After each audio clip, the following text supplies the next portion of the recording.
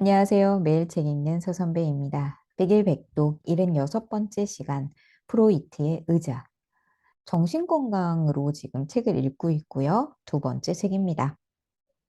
이 책의 저자는 정신분석에 대해서 독자들이 조금 쉽게 접근할 수 있도록 썼다고 합니다.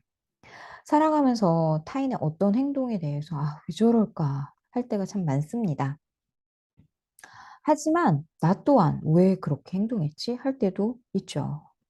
정신분석 상담을 할 때 카우치 의자에 앉아 편안한 자세로 자기의 얘기를 한다고 합니다.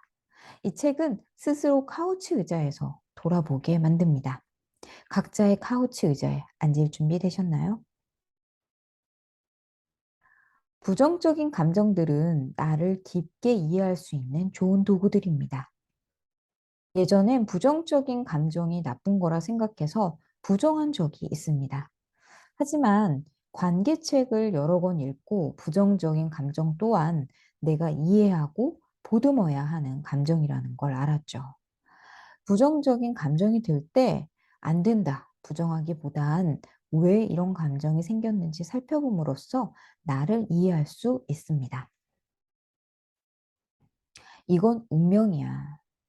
합리화라는 방어 기제를 쓰는 것일 뿐입니다.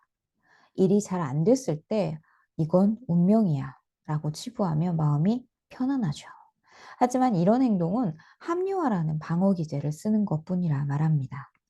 그리고 이 같은 일을 반복하게 되는 결과를 초래한다고 하네요. 불편하지만 왜 이렇게 됐는지 스스로 대화를 나누는 시간이 필요하겠네요. 걷거나 뛰기 위해서는 넘어지는 것부터 배워야 합니다.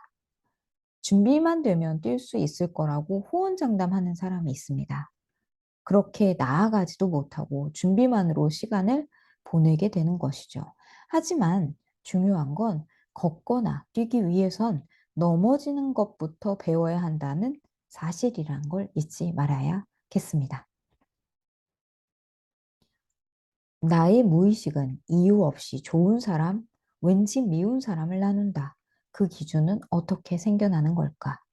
처음 만났을 때 왠지 나랑 맞지 않는 것 같은데? 라는 사람이 꼭 있습니다. 책에서는 살아오면서 싫었던 사람이 무의식 속에 남아있다가 비슷한 사람이 나타나면 공연이 맞지 않게 생각이 된다는 것이라고 합니다. 저도 이런 경험이 꽤 많습니다. 그런데 알고 보면 괜찮은 사람인 경우가 많았죠. 무의식의 직감보다 직접 경험해 보는 것이 좋겠습니다. 인생에서 제일 중요한 기술은 무엇일까요? 아마도 이해하고 이해받는 기술일 것입니다. 왜 저럴까? 때론 타인을 보며 드는 생각이 있습니다. 나와 다름을 인정하는 것, 그럴 만한 사정이 있었겠지 하는 것, 왜 그랬는지 차분히 들어주는 것, 이 모든 게 노력을 해야 되는 일입니다. 저 또한 타인을 이해시키는 것도 얼마나 힘든 일입니까? 나를 이해시키고 타인을 이해하는 것만으로도 인생에서 마음 쓰이는 일이 줄어들 거라 확신합니다. 정신분석하면 어렵게만 느껴졌는데 쉽게 쓰고 싶다던 저자의 의도대로 조금 쉽게 이해할 수 있었습니다. 우리는 좀 더 낫게 변하고 싶어 합니다. 변하기 위해선 자신을 알아야 한다고 말합니다.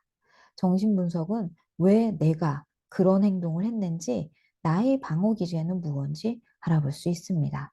변화를 위해 나를 알고 싶다면 한번 읽어볼 만합니다. 프로이트의 의자 76번째 시간이었습니다. 그럼 이만.